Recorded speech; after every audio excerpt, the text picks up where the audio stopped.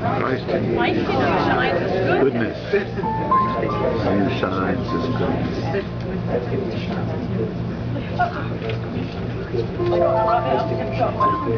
How do I do that?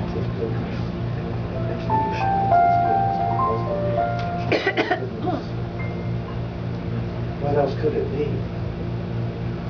Now do not hide your Christ under a bushel, as if we couldn't see it. Do not pretend your Christ is hidden, as if one of us couldn't see it. I won't hide mine either. Let's vibrate. Take a breath, everybody. Take our wonderful word, God. We're going to vibrate with that word and all of the healing that that word has been endowed with. Here we go. We take a breath and we go.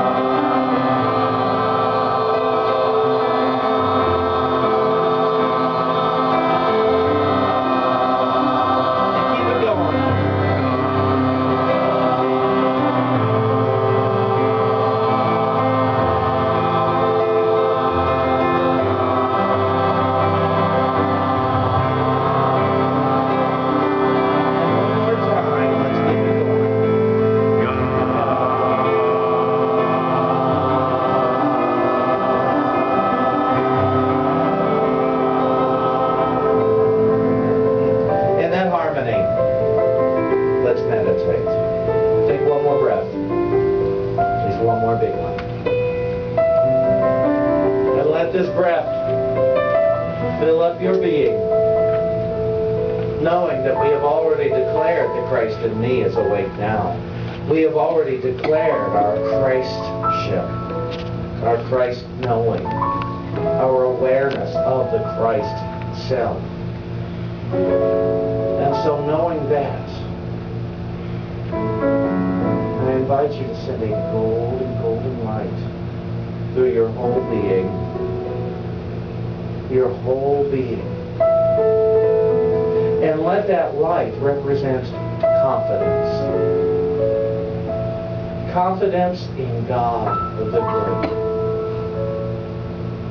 Confidence in God, the energetic being of all that is. All that is in reality. All that is. God is what there is. And nothing else exists. God is what there is, and nothing else exists. And so, what a friend I have in God. Let's listen to Scott. I'm sorry, just listen to Kevin. God is for us, and what could ever prevail against us? God is with us right now, so we rejoice and put our trust in God. If God is for me, then what could ever prevail against me? God is with me right now, so I rejoice and put my trust in God. Yes, I rejoice and put my trust in God.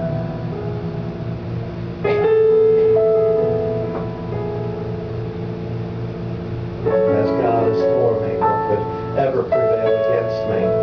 Well, if God is all that there is, everything is for me. Everything that is, and nothing else exists. So we're about to go into the silence. And as we travel there, into the silence. As we travel there, remind your body that only God is real. And anything that is not of God does not actually exist. Remind every cell, every tissue, every fiber of your being. What is God exists. What is not God does not exist. Holy Spirit, tell me the difference. Invite Spirit to tell you the difference as you go further and further in to the silence.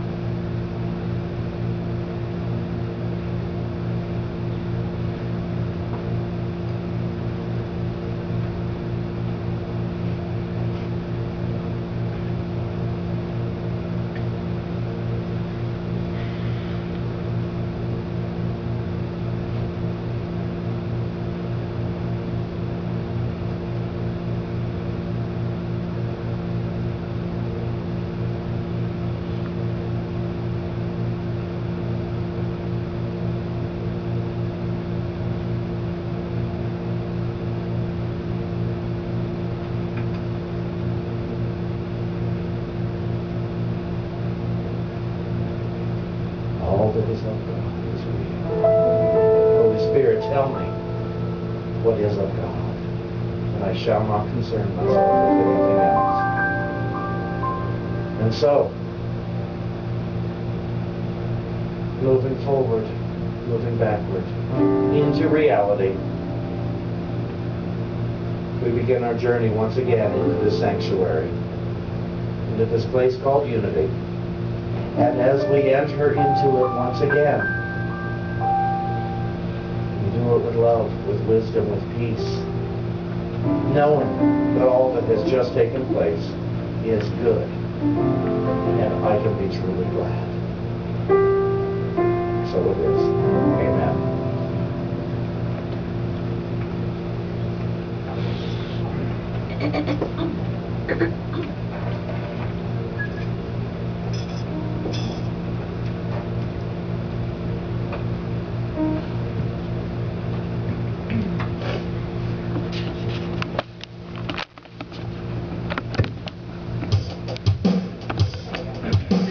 Stop, my brother, there's a better road. Why you wanna carry that heavy load? Everybody ought to be singing freedom song.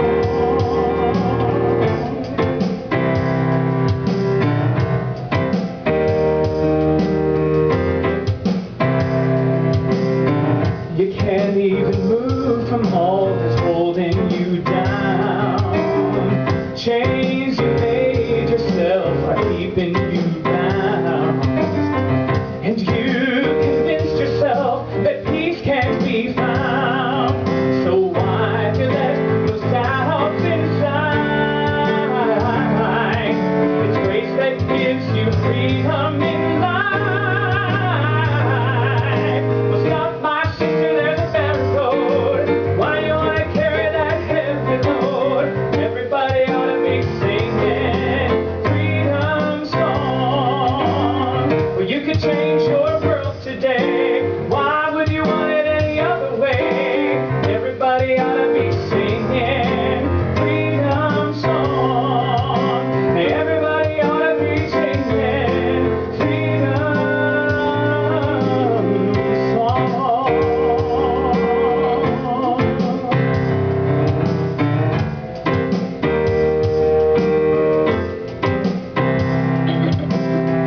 There was a time when I just could not win, when my addictions made me a slave to pretend. Well, I tried to break away, but then I'd do it again until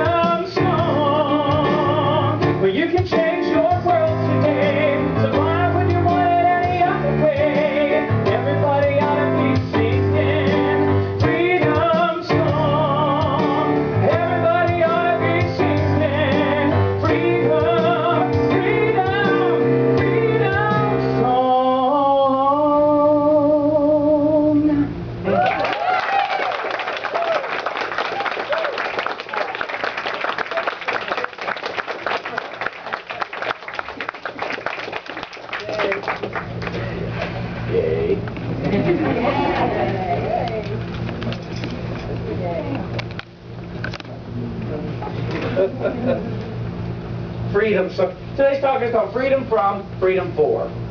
Slash in the middle. Which do you want? Emily Cady, in the book Lessons in Truth, which is Unity's primary textbook. The first chapter says bondage or liberty, which? What she's talking about is bondage to our thinking, or liberty from our thinking. Liberty from our thinking would be asking Spirit, asking the highest consciousness within you about the truth of your being. And if you don't know, there's a little lesson in metaphysics in consciousness. There's three minds of consciousness within the one mind. There's the conscious mind, which looks at the world and decides what's going on. There is the subconscious mind, which tells the body what to do. The conscious mind is always the informant to the subconscious mind. Then there's the superconscious mind, or our Christ mind. That's the mind within us which knows the truth, which does not look at the outside world and make up stuff, and make up danger signals. The superconscious mind does not talk to the subconscious mind. It can talk to the conscious mind. And the conscious mind can then inform the subconscious mind of the truth. But as long as I'm letting the world tell my conscious mind of what is going on, my conscious mind is going to be telling my body, danger, danger, danger, something bad, something to be offended by. I should be guilty now. I should be afraid. I should be ashamed. I should be humiliated. I should be, oh, this is great, but it won't last. As long as I am letting the outside world, that which is separate from me, which is not real, inform my conscious mind, I'm never going to get ahead. I'm always going to believe in sin, sickness, and death. I must open myself to letting the superconscious mind, that mind within me, which knows the truth. We can call it Holy Spirit, we can call it whatever you want. But it is that mind within me which knows the truth. Talk to the conscious mind so that the conscious mind can begin informing the subconscious mind of what is absolutely the truth. Today's talk, a lot of it is really about guilt. I observe the other because we're so guilty and we don't even know we're so guilty. We keep telling ourselves that I shouldn't be guilty, but I am. I take on thoughts of guilt. The other day I was driving to a wedding rehearsal, and I was driving a beautiful, beautiful drive out there, Lakewood Manor out in New York, Cortlandt Manor out in New York, and I had a thought of lack about something I saw, and suddenly I could, because I've been studying this stuff this week, I could really discern, oh, lack, and I felt guilty. Because I realized that when I have a thought of lack, I'm creating the lack. The lack doesn't exist in reality. So if I see lack, I have to be the one creating it. No wonder I'm guilty.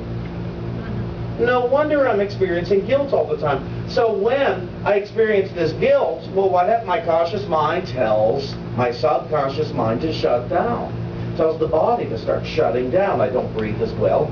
I feel the need to compensate through my senses. You know, so I'll go act out with food, I'll act out with sex, I'll go act out with gossip and criticism and complaining. I'll go out, I will find some way to judge you. Maybe I'll drink, maybe I'll drug. You know, I might smoke cigarettes. I don't do a lot of those things anymore, but nonetheless, you know, obviously there's some cookies going in here somewhere. Even when I don't want them.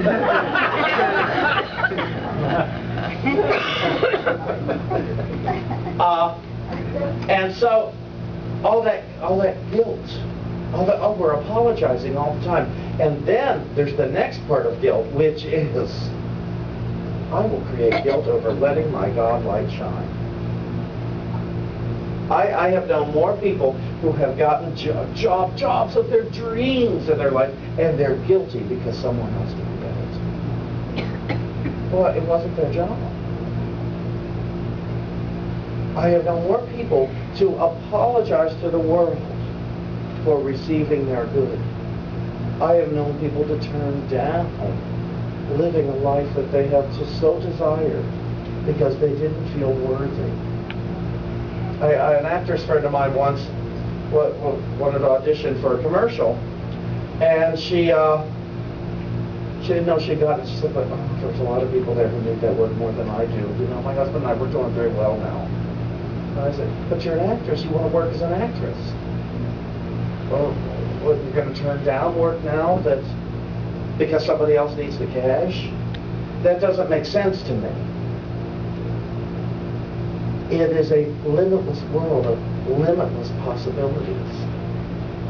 There's work for everyone. There is an opportunity for everyone's light to shine. There were 2 of us that applied for this job. I never had 1 second of guilt that I got. It didn't occur to me that it was wrong for me to get this. It didn't occur to me that it was wrong for him not to. He's a nice guy. It was my gig. I knew that from the first phone call. I just knew this was mine. To experience, to enjoy, to play in.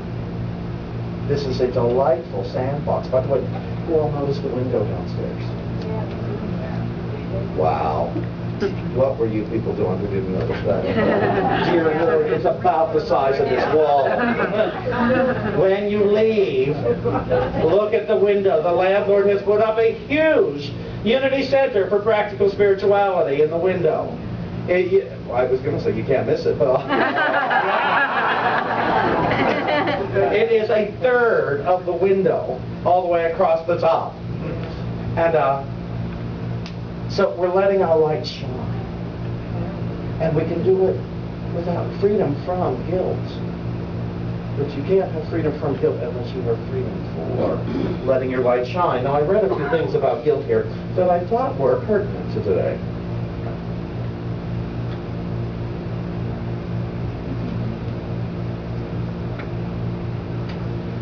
This comes from Matthew. Now it says, guilt cast onto others is guilt not cast away. No one can see another as guilty and see himself as innocent because he believes that guilt is real. I ask you, this is the Holy Spirit asking, I ask you, let go of the belief in guilt itself. Without the belief, guilt will be no more. So there, isn't that simple? I love the simplicity. If I don't believe in it, it doesn't exist in my life. So when you find yourself attacking another, and I know how hard it is, believe me, I know how hard it is not to release attacking in my mind of others for what I have perceived. But the thing is, what I'm attacking for is what I believe I am guilty of. And I've got to examine that. And so at the very least, as I'm attacking you, I've got to say, okay, how am I the same? How am I what? And that will be the process of letting go. Of asking Spirit, what is it I've been believing here? Because I'm ready to change these beliefs. I'm ready to start believing in what is real rather than what is not real. Because my belief in what is not real isn't getting me to the place I was hoping. How about you? Is your belief in what's not real getting you to the place you were hoping for? Is your belief in sin, sickness, and death getting you to the freedom and joy that you were hoping for? The peace and love that you desire? Does your belief in crime and hate and bad weather get you to the peace that you had imagined for yourself? The glamorous life that you had thought possible? Neither. Okay, keep going here. Okay, this is about will. One will is one will without an element of separateness. I am within my Father is within me, means there is no difference between us, and no part of us that is not the same. I am the way and the truth and the life means all reality is within me, and I am in all reality. Well, if guilt is not real, then guilt isn't in reality. What a relief.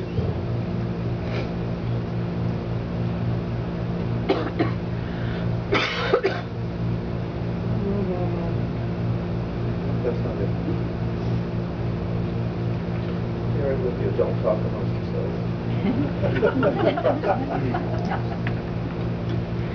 Here we go. This comes from Revelations chapter 3. Your guilt comes from your judgment. And so at some point you must come face to face with the harshness against yourself. This may seem to be a very difficult time, as the feeling of guilt will be strong. It will cry out that the judgment against yourself is correct. But you must stand firm with me and trust that this is not so.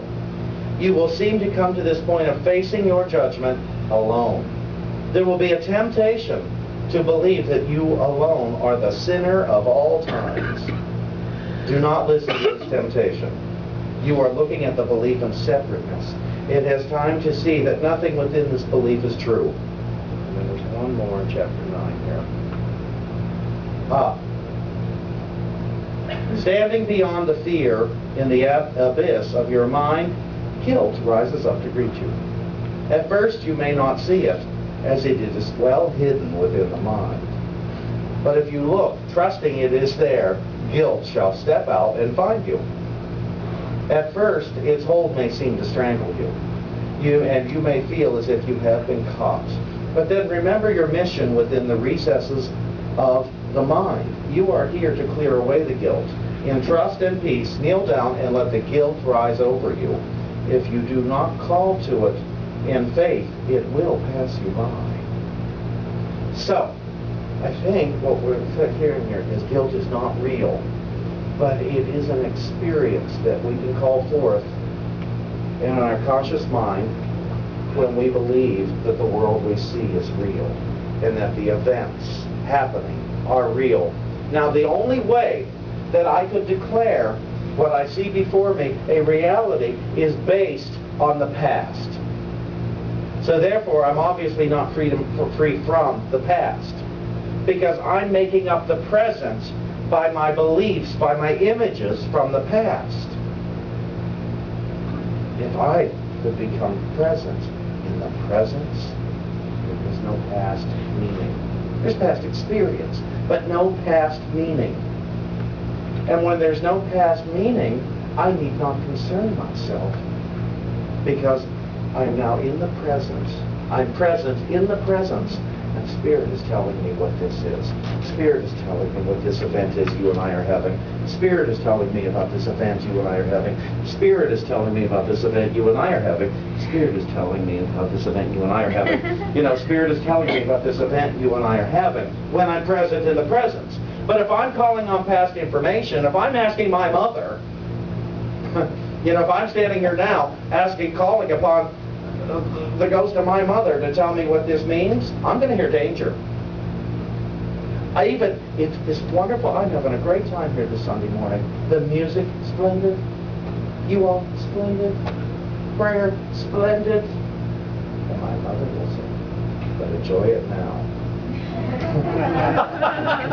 Because it won't last. I don't care to listen to my mother. I'll love my mother. But I don't care to listen to that voice any longer. I'd rather step in and be present in the presence. When I am free from guilt, free from my humiliations, free from any and all past definitions. And all definitions of the past are false. Let's just assume it now. All definitions of the past are false. What?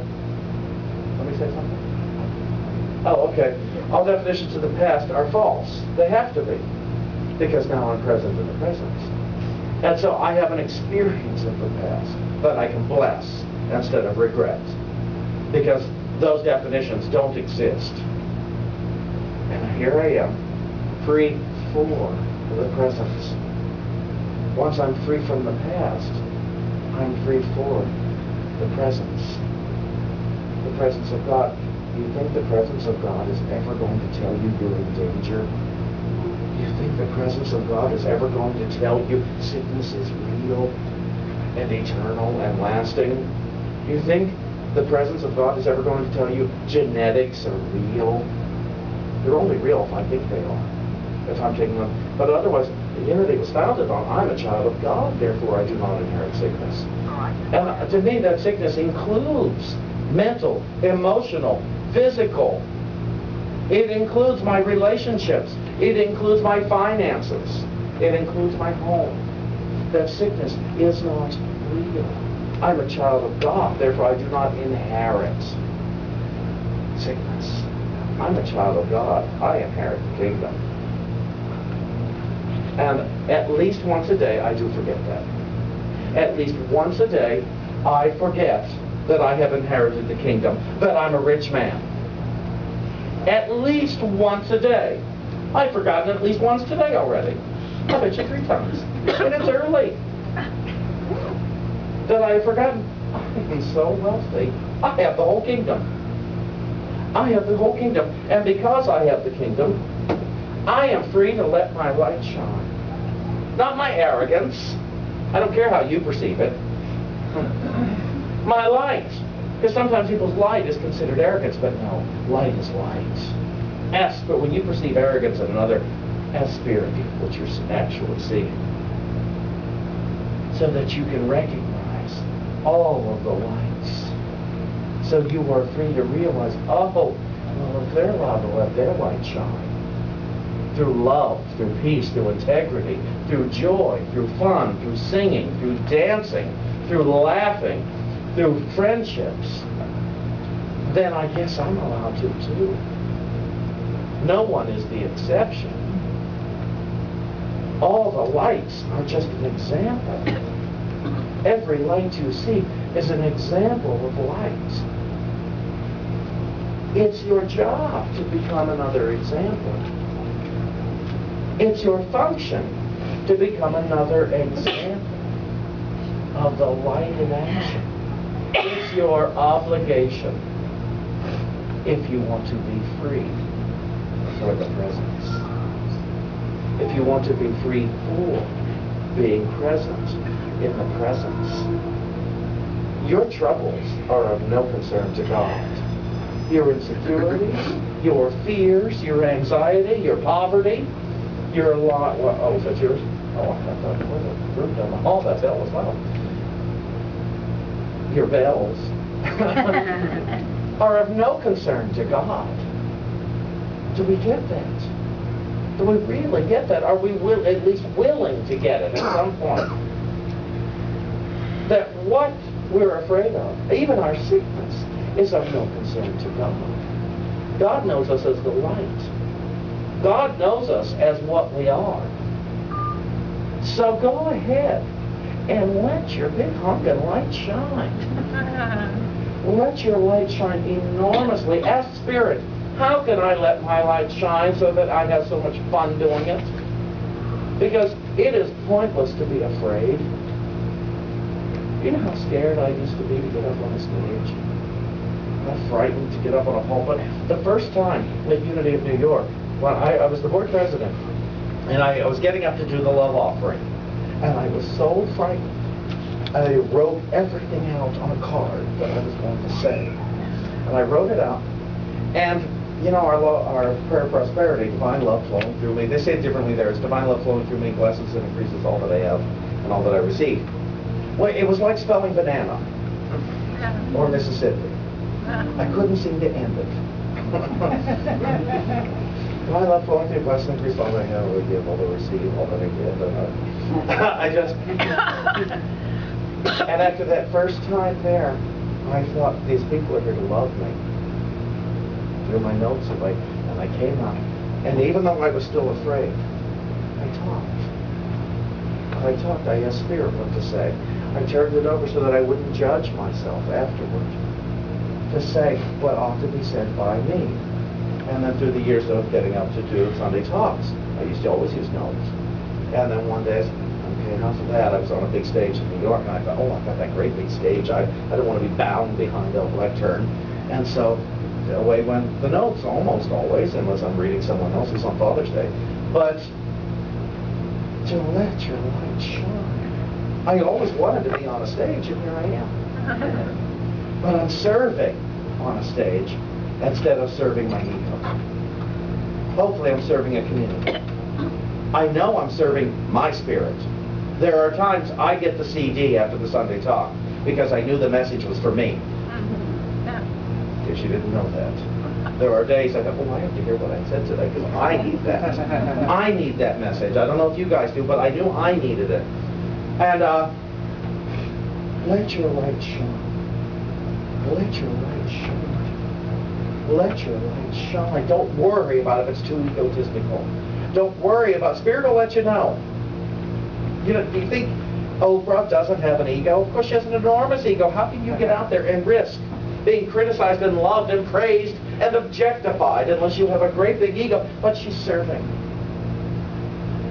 She's serving in a way that she ought to serve.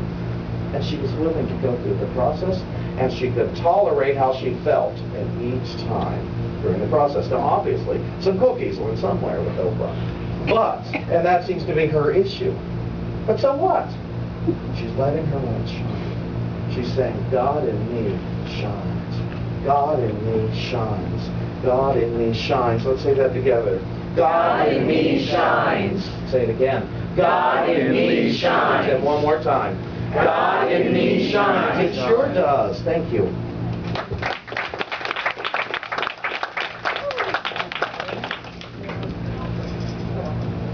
Don't shine, God. Sure. Go ahead.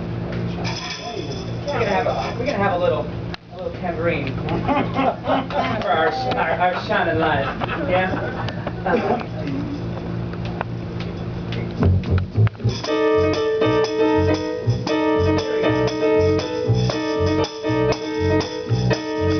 Gonna be the first on the dance floor, the first to raise my hand, the first to state my opinion, the first to take a stand. I won't play it safe or wait for a sign. I'm gonna throw myself out there and let my light shine. Let it shine, gonna let it shine. I'll let my big, bright, brilliant beam of radiant light shine. Woo! I'll be on Oprah and Conan, 60 Minutes and The View. They'll all be talking about me and all the things I do. I'll be the one who sets the bar, the one who's in the know. Folk will come to me to see where fashion trends will go. 'Cause I shine, yes I shine. I'll let my big, bright, brilliant beam of radiant light shine. For too many years I hid my light, fearing I was too much and who I was just wasn't right. Then I heard this voice from within and up above saying, you're here to be a shining light, to give and receive love. So I'm going for my dreams, nothing's in my way. Carpe diem is my mantra, I practice kindness every day.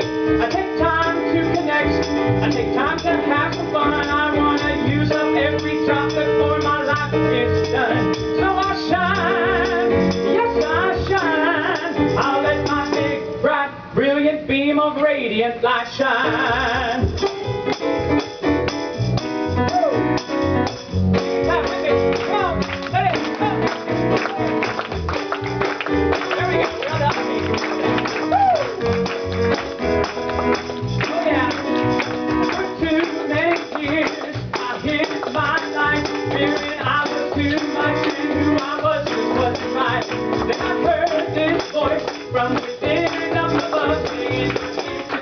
Shining light to give and receive love. I am a man of power, a man of grace. Every life